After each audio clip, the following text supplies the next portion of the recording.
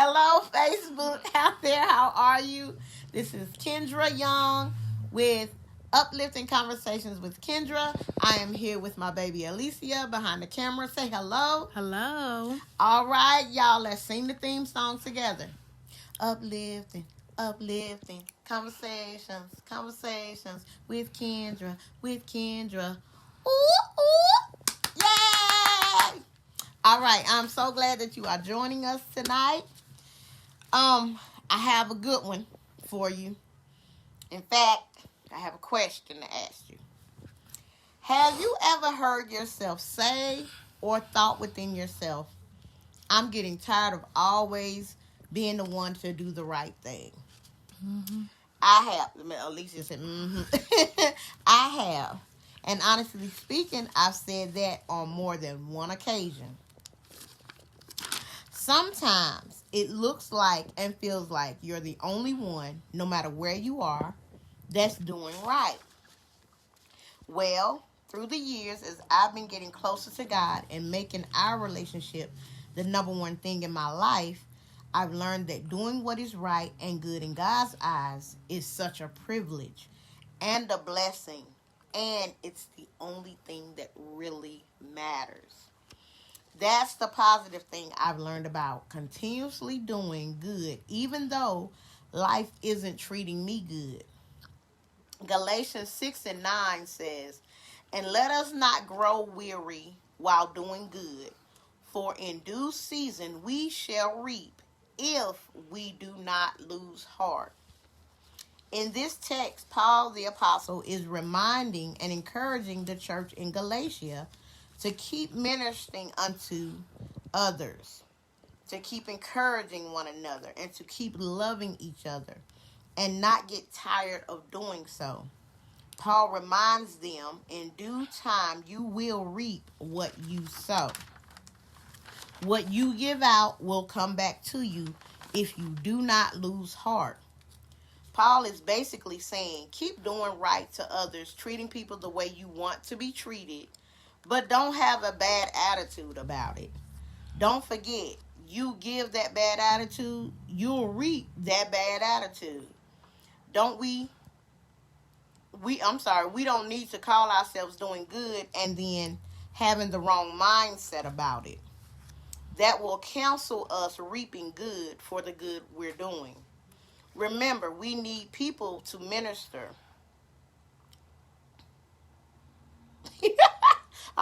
We need people to minister, encourage, and love us from time to time. How is it?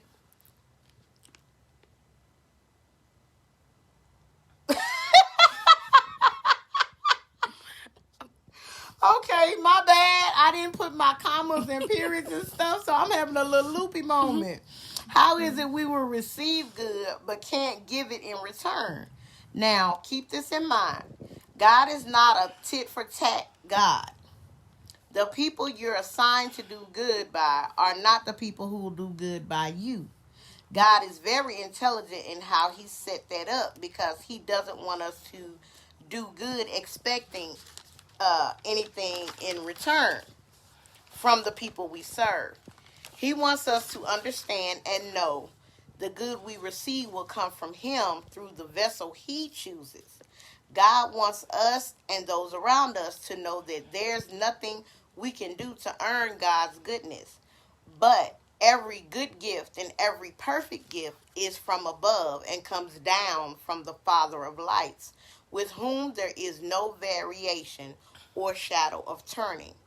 That's James chapter 1, verse 17.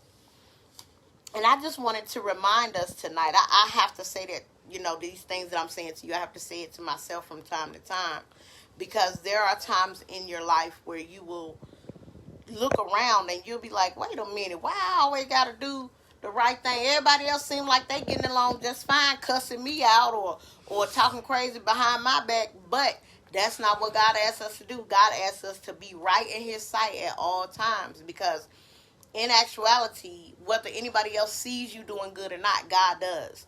Whether they appreciate it or not, God does. And he will reward you for doing what he's told you to do, which is to treat people the way you want to be treated. So I just want to encourage us today to even when we feel like that, as soon as we have that thought, ask God for forgiveness. Lord, please forgive me for being tired of doing good because you asked me not to, because God is an energizer. He renews our minds and hearts every day. If we stay in his word, he does. And so with that being said, he's like, you can't get tired of this. Jesus didn't get tired. Sometimes we want God to do good for us, and we want him to come and do all these things, and we're not willing to do it for the person sitting next to us. And God is like, that's not fair. And God's like, I ain't asked you to do more than me. I ain't even asking you to do as much as me. I'm asking you to do a small thing, which is to treat people right. Treat people the way you want to be treated. So just let's hang in there together.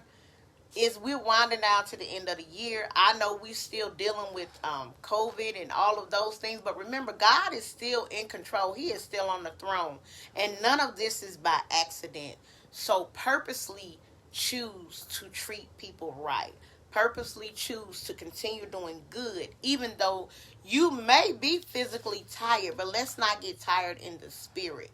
Let us not let our spirits die. Okay, let us let God keep our spirits alive.